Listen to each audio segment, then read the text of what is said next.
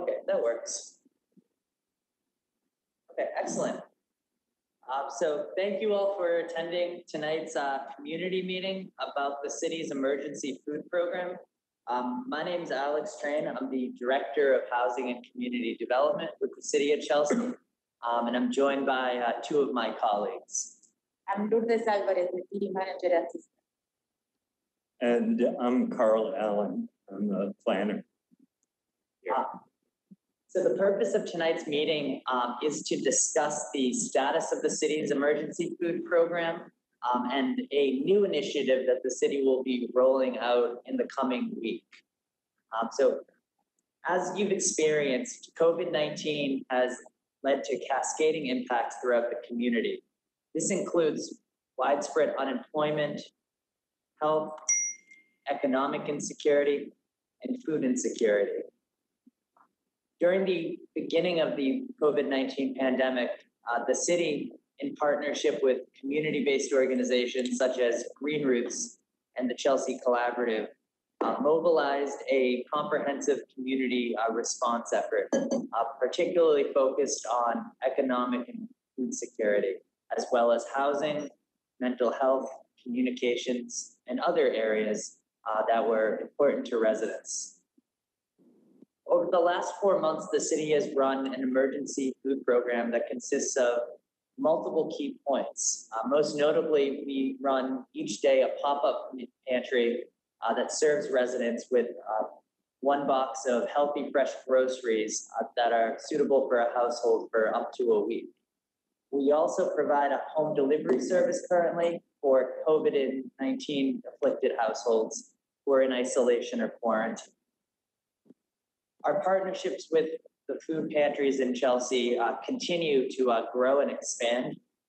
Right now, we maintain partnerships with many food pantries in the areas of building capacity, providing packaging and transportation services, and assisting them with their day-to-day operations.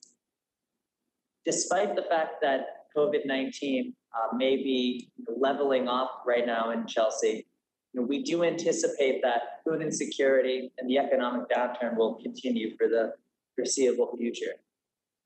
As such, the city is concerned about the gravely worsening instances of food insecurity and has started developing new initiatives that tackle it. So one of the key initiatives that we'll discuss tonight is a transitional program called the Chelsea Eats Food Debit Card Program. So at the end of August, the city of Chelsea will be ramping down the neighborhood food pantries. Currently, we offer a pop-up pantry each day, 5 days a week at a different location. That is underpinned by a packaging and logistics facility on the waterfront that employs about 35 local residents and has countless volunteers assisting with packaging and sorting.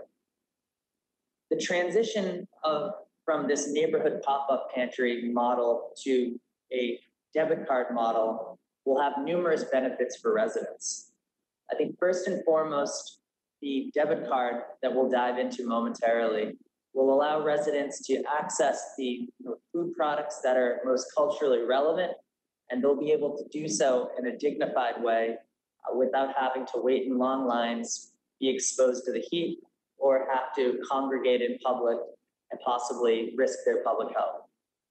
I think second, the card will enable residents to shop at local retailers and purchase food at some of their preferred grocery stores, neighborhood bodegas, and other Chelsea merchants. So currently, the city is beginning to launch this new Chelsea Eats Food Debit Card program. The program is structured to offer a prepaid debit card to income-eligible residents that'll be loaded each month and replenished automatically. With that debit card, residents will be able to purchase food at neighborhood grocery stores, bodegas, and other retailers that are located in Chelsea. Food debit card will be divided into 3 distinct phases. First, the initiative will focus on enrolling residents who are eligible in programs like SNAP and WIC. Over the course of August, the city will be employing a contractor who will assist our staff with enrolling residents in these public assistance programs if they qualify. Understandably, countless residents in Chelsea may not be eligible for these programs for multiple reasons. And the city is committed to being able to serve all residents regardless of immigration status or public charge issues. So as a result, the second part of this program is the creation of this prepaid debit card. So the prepaid debit card will be available for eligible applicants. It will not constitute a public charge, and it'll be flexible and very user-friendly. So the program will have income limits. So residents who make up to 30% of the area median income, and I'll dive into what those income limits are in just a couple of minutes, will be eligible to apply. Only Chelsea residents will be eligible, and you must submit a completed application with all the information that's requested. Our staff and the contractor will be hired will be able to assist you with applications or assist your family members or friends with filling out the forms and providing any information that's necessary. Lastly, the application, similar to the rent assistance program and other programs that the city's run, will have numerous questions that relate to your household's characteristics. So for instance, we'll include questions on whether you have a child who's 5 years old or younger, whether you've been economically impacted by COVID-19, or if you suffered from the public health impacts of COVID-19. And there'll be other questions pertaining to disability status, veteran status, and eligibility for other forms of public benefits. So the goal of this program is to serve residents with the debit card who can't be served through other forms of public assistance. We realize that as we've been planning many of our food programs and public sort of community service programs, that there are residents that are still fearful or distrustful of local government and may not apply. Again, we do want to encourage everyone, regardless of their immigration status, to apply for this program. Then because the program is temporary, it will not constitute a public charge. And we will not be checking on whether there is legal residency or anything to do with immigration status. For residents that meet many of the preference categories that answer questions that pertain to having children, whether they have seniors in the household, and whether they're eligible for public benefits, will receive an application with a higher score.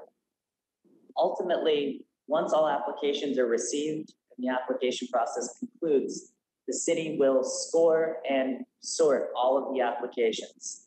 Those applications with the highest score will be prioritized to receive assistance. The city will be awarding assistance based upon those scores. And then in the event when a score might be tied and there may not be sufficient funds for both applications, the city will then make the decision to go with the application that has the lowest household income. So this type of scoring scheme that we've developed, we believe is able to address deep poverty and need in the community, and it's able to aid residents that may have no other options, that may not be able to apply for WIC or apply for SNAP, or may be unable to fully access food resources. So the application is going to be available in multiple formats. First, we'll have an online application that will be on the city's website and social media. We'll also be sharing the link to the application with our community partners. And then applications can also be filled out by calling 311. Our 311 operators will be able to fill out the application with you over the phone. So if you don't have any access to a computer or internet currently, you can call 311 and they can help you fill it out. Currently, we've set an application deadline of August 17th. That deadline may be extended in the future, depending on how the first weeks of the application process will go. Currently, we have funding available for at least 2 months of the program. And I'll talk a little bit about how the program will work once it's up and running, but our objective is to secure grant funding that we're pursuing from various state and federal sources right now, and raise funding from other sources such as private nonprofit foundations to extend this program throughout the calendar year. So the program is going to operate kind of as follows. So once the applicant is selected and is fully vetted and meets all of our eligibility requirements, we will be contacting and notifying that applicant of the award. When we notify the applicant of the award, we'll also share information about the next steps on how to receive the card and activate the card. Each card will have no personal identifying information on it. They're simply going to be debit cards that'll look similar to what a bank or ATM or credit card looks like, except it will just have a number on it. It won't have any name, any address, or any other personal information. So that card will be mailed out to the recipient. So we do ask on the application what your mailing address is, so we can ensure that we're actually getting you the card and getting it to the right place. Once the cards arrive, there will be instructions on how to activate it. Overall, it's pretty simple. The city will actually activate all of the cards simultaneously. So there's nothing that the recipient will have to do once they receive the card. There will be instructions in the pamphlet that we'll send with the cards on who to contact if you encounter any technical difficulties and how to check your balance. So the city will be contracting with a debit card provider who will then manufacture and produce the cards and provide the city with the ability to report on balances and troubleshoot technical issues. Once the card has been activated, each household will be allotted a certain amount of money each month. The amount of money that a household will receive will depend on family size. So households that have only one person will receive less money than a household that has 5 people. But on average, a family of 4 who qualified for this program and was selected during the application process would receive approximately $400 each month for at least 2 months. And as we raise funding from different grant sources, we hope to continue that for up to 4 months. So that funding would be automatically deposited on the card at the beginning of the month or at the middle of the month. The city will be able to do that without having to collect any additional information. Once that funding is deposited on the card, the recipient can then use the card at local grocery stores, bodegas, and other merchants, anywhere that accepts Visa cards. The city will be able to assist residents in tracking their balance so they know how much they're spending, and then inform the recipients of any changes to the card. So the other component to this program involves local small businesses. So when we launch this program, we'll have a parallel effort that I'll be working on with Lourdes and Carl to engage local small businesses, particularly independent grocery stores and neighborhood bodegas that sell healthy and fresh food. And we'll be engaging them in formal partnerships. So the partnerships will allow business to receive certain benefits. One of the main benefits of becoming a formal partner in the Chelsea Eats program will be promotions and marketing. So when the city will send out the gift cards or the debit cards to each of the recipients, we'll provide you with a list of vendors and retailers that have chosen to partner with the program. So those recipients will know that they can go to that store that's in their neighborhood or close by and use the card.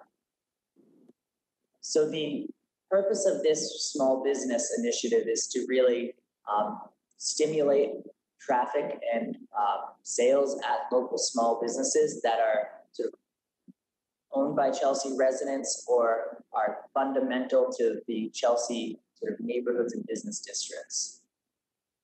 We'll be offering businesses with different types of promotional materials if they do choose to take the card and want to become a formal partner. We'll be able to provide with decals, posters, and other types of content. And then in all sort of formal correspondences about the program, the city will be able to refer to the business as an official local partner. So the card that we are going to be providing can be used at any Chelsea business to access food resources. So while businesses may be partnering with us officially, the card will still be able to be used at any business, regardless of the partnership status. So otherwise, in terms of timing, so starting tomorrow, we're going to sort of have a formal application launch. So right now, we are gearing up to be able to assist residents with applications at our neighborhood pop-up pantries. So if you are interested in applying, you can go to one of the neighborhood pop-up pantries and work with our staff on the application. You can also call 311, and our 311 operators will be able to complete the application with you. Lastly, our application will also be available on the city's website and social media. So it's relatively easy to complete. It's maybe 10 questions at most. We have applications in English and Spanish. And if an applicant desires a different language other than English and Spanish, we can provide a translated version into the language they're most comfortable with. So with August 17th being the deadline, we do encourage applicants who are interested to apply soon. Further, once the application period closes and the city collects and starts reviewing all of the applications, it'll likely take us a number of weeks, given the number of applications we expect to receive. So right now we're targeting the beginning of September as the time frame for mailing the cards out. As that date firms up and we have sort of an official date which applicants can expect to receive the cards, we'll be promoting that on social media and the website. Otherwise, we'll be holding another informational meeting tomorrow evening. This informational meeting will be completely in Spanish. And then we will also be holding additional community meetings and then meetings with our nonprofit partners and community-based organizations over the course of the coming weeks. Our staff remain available to help anyone with the application and also answer any questions or provide information to residents about this program and other food resources in the city. Currently, we're working with each of our external food pantries on plans for the fall, and many of them are experiencing a drastic increase in the amount of residents that are accessing food at the pantries. So it's important to us to continue being supportive of our external partners. We want to ensure that any resident that is hungry, no matter what your income, no matter your immigration status, has access to food. So over the next month, in addition to deploying this new card program, we'll also be working with those pantries on their programs and methods to strengthen and bolster them. So otherwise, that really concludes sort of like the overview of the card program. If you have any questions or if there are any parts of that that weren't clear, feel free to contact us through sort of Facebook Live right now, email, or you can call us at 311. And I think Lourdes might have a couple of questions that we've received during the presentation. So I'm going to turn it over to her now. Yeah, so pretty much if you can briefly explain how a family can calculate its income. Sure. So as I mentioned at the beginning of the meeting, so we'll have income limits that are instituted as part of this program. So the income limit for this program is 30% of the area median income. So when you look at the application, you'll see that we'll have a table in it that shows the income limits depending on your household size. So first, you should calculate how many people are in your household. So how many are your sort of immediate sort of family members, your spouse, your children, and so on. Then you should calculate your gross annual income. So gross annual income means that it's income from your employment, income from any types of retirement or investments or assets, income from any public benefits, including unemployment assistance or types of supplemental assistance. So you would want to add all of those various sources of income together for a 1-year period, and that final number that would result from that calculation would be your gross annual income. So if you have any questions on how to precisely calculate income, or if anything is confusing or unclear, it's a really complicated formula oftentimes, and our staff even kind of find themselves unsure of what counts and what doesn't. So I encourage you to call our staff and we can help you finally calculate the income for your household. And we don't receive more questions for the residents, but if in the future they have more questions, they can call 311. The phone number is 617-466 4209. 420. So they are glad to help if you have any other questions. Excellent. So as I mentioned, we'll be holding another community meeting tomorrow evening. In the interim, we're happy to answer any questions that you might have. And then we really look forward to launching this program and being able to serve Chelsea residents through it. As I said earlier on in the presentation, we are actively fundraising for the program.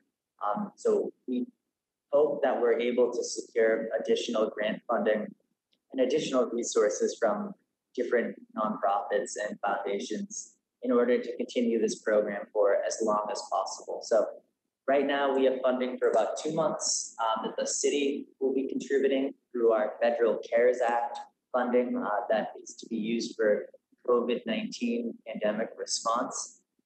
But we are working with our staff to pursue all avenues of funding because we know how critical this program can be for residents. Okay. Excellent. All right. Thank you for joining us and have a good night. Great. Thank you all. Bye-bye.